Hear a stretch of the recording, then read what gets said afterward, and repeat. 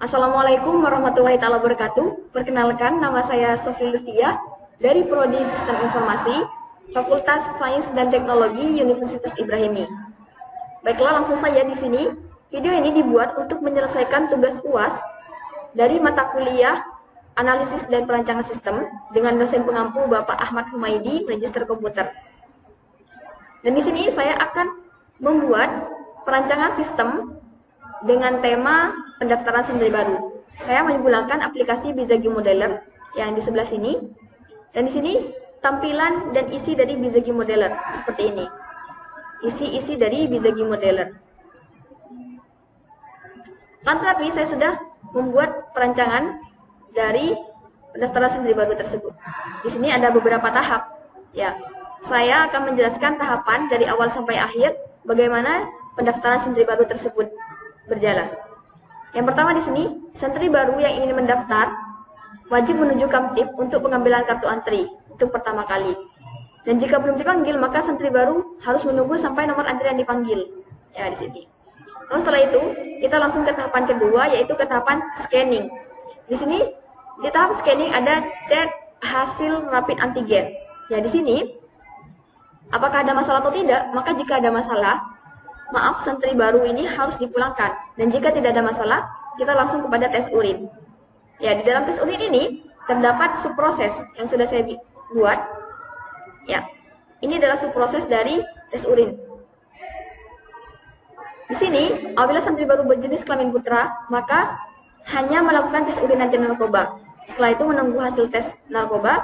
Apakah ada masalah? Maka jika memang ada masalah, maaf, santri harus dipulangkan juga. Dan apabila tidak ada masalah, langsung kepada tahap selanjutnya. Lalu yang kedua di sini ada santri baru putri yang berjenis kelamin putri. Apabila SLTA sederajat seperti SMA, SMK atau kuliah, itu harus melakukan tes kehamilan. Dan apabila SMP atau SD, langsung melakukan tes urin anti narkoba, tidak usah tes kehamilan. Dan di sini langsung menunggu hasil tes narkoba. Apakah ada masalah atau tidak? Maka sama saja, jika ada masalah, maaf, santri harus dipulangkan. Dan jika tidak ada masalah, langsung kepada tahap selanjutnya, yaitu memverifikasi data atau input data. Lalu kita ke tahap ketiga, yaitu verifikasi data atau input data. Ya, di sini ada pengecekan formulir, apakah santri baru tersebut mendaftar online atau tidak. Maka jika mendaftar online, kita harus mengisi formulir dan langsung mencetak rekomendasi dan perjanjian. Sini contoh dari formulir santri baru. Dan di sini surat rekomendasi perjanjian pengasuh, suratnya. Dan apabila tidak mendaftar online, maka ada subproses di dalamnya, seperti ini. Ya, yang tidak mendaftar online harus mengisi berkas pendaftaran terlebih dahulu. Lalu setelah itu, pengecekan berkas pendaftaran oleh panitia. Dan apakah bersama orang tua kandung atau tidak? Jika iya, langsung memverifikasi data. Jika tidak, maka santri baru harus menunjukkan surat kuasa. Ya, di sini. Langsung setelah surat kuasa, mencetak surat rekomendasi pengasuh. Ya, setelah mencetak rekomendasi pengasuh, langsung kepada tahap selanjutnya, yaitu tahap keempat. Ya, di sini tahap keempat yaitu penentuan asrama. Di sini penentuan asrama, ya hanya menentukan asrama saja. Kita langsung ke tahap ke-5, yaitu uang tahunan pesantren. Uang tahunan pesantren itu wajib membayar 1 tahun 1 kali. Jika iya, langsung bayar utap. Jika tidak, kita langsung menuju kepada kesekretariatan, yaitu membuat KTS dan KK, kartu tanda santri dan kartu keluarga pesantren. Sini contoh dari KTS dan KK tersebut. Lalu setelah itu tahapan terakhir, yaitu kita ke pendidikan. Ya, pendidikan. Di pendidikan ada pendaftar madrasah, ada madrasah pagi dan madrasah sore di sini. Intinya di madrasah ini kita harus mendapatkan kwitansi pendaftaran terlebih dahulu. Kita bebas ingin sekolah sore saja atau sekolah pagi saja, seperti itu. Jadi yang penting kita harus memiliki kwitansi pendaftaran terlebih dahulu. Lalu setelah itu, yang terakhir adalah perjanjian kepada pengasuh. Dan ini wajib perjanjian kepada pengasuh. Setelah itu, sowan kepada pengasuh, seperti itu. Agar pengasuh tahu bagaimana santri barunya, kayak gitu. Lalu setelah itu mungkin, ya itu terakhir. Seperti ini terakhirnya, dari awal sampai akhir sudah saya jelaskan. Dan di sini tidak selesai, karena kita harus menjalankan rancangan tersebut. Nah, ternyata jalan.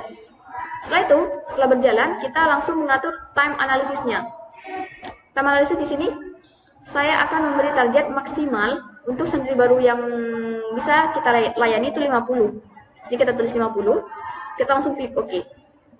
Tidak hanya itu, kita langsung memberi waktu menuju kamtip. Pengambilan kartu antri itu berapa? Ya, di sini saya beri 3 menit. Dan di sini kita harus memberi waktu di step satu-satu di sini. Ya. Di sini kita harus memberi waktu sampai selesai. Kita harus beri waktu. Ya, setelah selesai kita beri waktu semua, lalu kita run. Kita jalankan lagi. Nah, kita jalankan lagi, ternyata berjalan, lalu kita start. Di sini akan berjalan, ya seperti ini. Akan berjalan, ya seperti akan berjalan dengan waktu-waktunya di sini. Ya, jika 45 santri itu berapa, jika berapa, sampai kita menunggu notifikasi selesai. Ya, setelah notifikasi muncul seperti ini, simulation has been completed, itu langsung kita tekan yes. Di sini akan muncul skenario informasinya, ya skenario informasinya, durasinya untuk 50 santri itu berapa? Ternyata 30 jam. Di sini ya.